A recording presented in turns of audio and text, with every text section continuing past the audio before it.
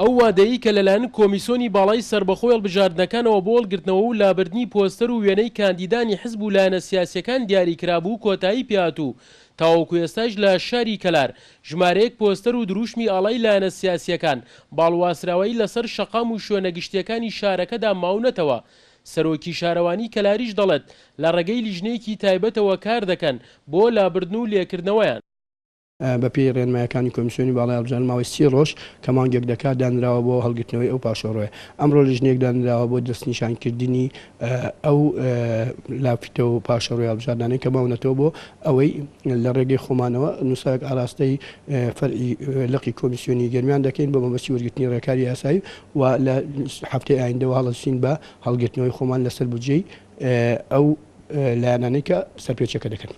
هاوڵاتیان و دانیشتوانی شاری کەلاریش وێرای دەربڕینی نیگارانەکانیان لە بەرامبەر لانەدانی پۆستەر و ئاڵای لایەنە سیاسیەکان لە شوێنە گشتیەکاندا داواکاریشن لە لایەنە سیاسیەکان وەک چۆن لە سەرەتای دەستپێکی بانگەشەی هەڵبژاردنەکاندا پەلەت دەکەن لە هەڵواسینی پۆستەر و وێنەی کاندیدەکانیان بە هەمان شێوەش لە دوای هەڵبژاردنەکان پەلا بکەن لە لێکردنەوەیاندا. ئێستا هەڵبژاردنەکانەوە کۆتایی پێهاتووە بەڵام کە چێبینی ئەو پۆستەرانە هەر هەڵواستراوە هەر جوان نییە.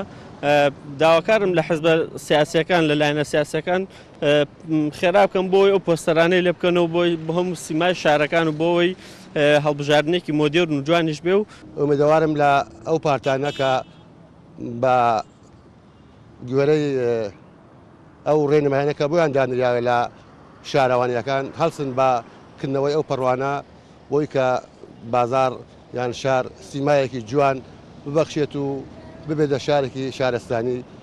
بەڕاستی یعنی من حەزەکەم خۆیان هەرسن باوەڕکە چونکە خۆیان هەڵبژاردنیان کردووە و خەڵکیش دەنگیان پێ درراوە پیان داوە دەنگ ینی سەریانی خسووە بەڕاستی لە هەموو ڕوویەکەوە حەزەکەم هەستن دیمەنی شار جوانتر بکەت کۆت ئەوان هاتنە بۆ خزمەتکردنی شار.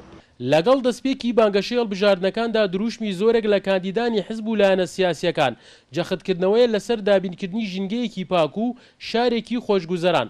بەڵام لێرشدا پرسیار ئەوەیە بەلێنەکردنەوەی دروشم و پۆستەرەکانیان باڵواسراوایی لەسەر شەقام و شوێنە گشتیەکان تا چەند لە ئاستی بەرپرسیارەتی بەڵێنەکانیاندان کا بە خەڵک دابوویان لە سەروبەندی بانگەشەی هەڵبژاردنەکاندا.